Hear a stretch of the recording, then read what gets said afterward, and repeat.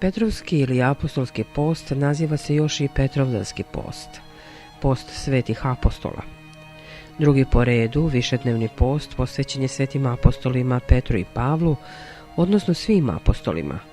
Počinje u ponedjeljak posle nedelje svih svetih i traje do 28. juna po starom kalendaru, odnosno do 11. jula po novom.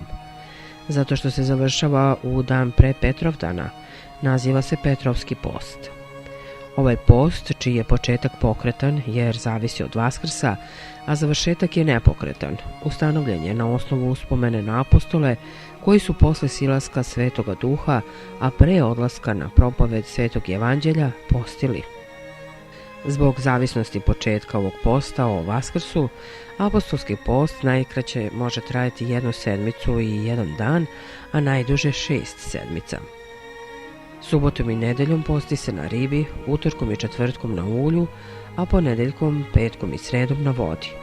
Ako u toku ovog posta u ponedeljak, utorak i četvrtak padne sveti sa velikim slavoslovljem, razrešava se post na ribu. Ako padne u sredu i petak, razrešava se samo na ulje i jedemo jedanput dnevno. Ako u sredu i petak padne praznik svetitelja sa bdenijem ili pak sveti čiji je hram, razrešeni su ulje, vino i riba. Prva svedočanstva o ovom postu imamo kod svetog Atanasija Velikog. U Aleksandriji, Antiohiji i u Jerusalimu ovaj post vezivao se za duhove, a ne za praznik svetih apostola Petra i Pavla, i trajao je 1 sedmicu.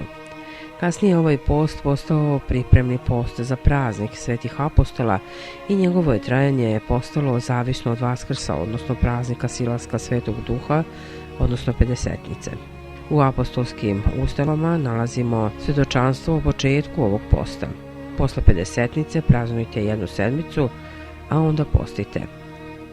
O visokom uvažavanju koje je Petrovski post imao među hrišćanima govori ceo niz svetootačkih spisa, među kojima su i Amvrosije Milanski i Teodor Kirski. Lava Veliki kaže da je Petrovski post posebno važan da bi kroz podvig očistili svoje misli i načinili se dostojnima darova Svetog Duha.